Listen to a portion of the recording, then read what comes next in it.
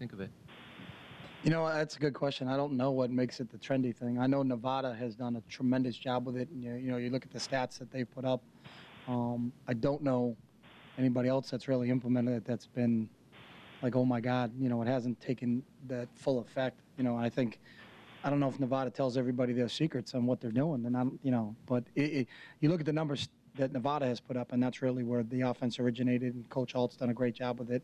I couldn't tell you right now any other team off the top of my head that's moved to the pistol that's had a great success with it. So, yeah, but from what we've watched, it's not as they're not pulling as many linemen as Nevada pulls. They don't have as many man schemes as Nevada has. They're running more zone plays, and it's still early. So, and I don't know if they've in their first 2 games they haven't opened up their whole playbook, but they're not as similar to Nevada as we thought they were going to be in terms of breaking down their film. So, when you have as much depth as we have, really your key contributors are your linebackers, your D-line, your secondary, and we feel like we have a lot of depth at those positions. So, it's just a matter of those guys and everybody understanding their role in this team and how important special teams is to us.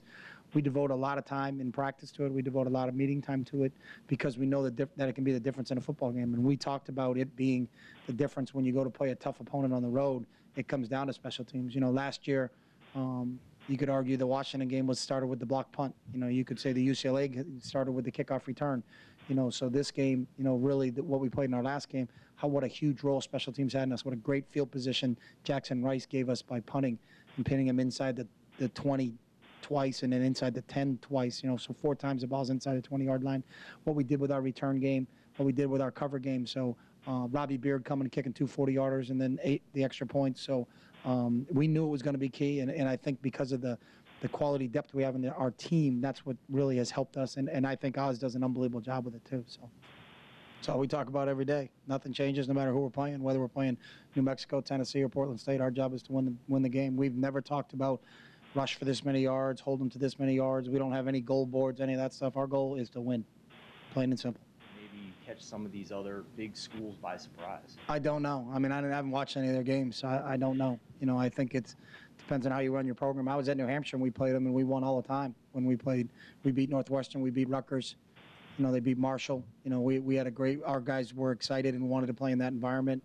I don't really know there's not a magic formula. If it was, everybody would do it. So it's all individuals. It's individual matchups. It's individual teams. People try to paint a brush and put everybody in the same category. It's just like when you go conference play against conference play. It's not every conference is going to beat every team in every other conference. There's good teams at 1AA. There's good teams at 1A. It just depends on what the matchup is.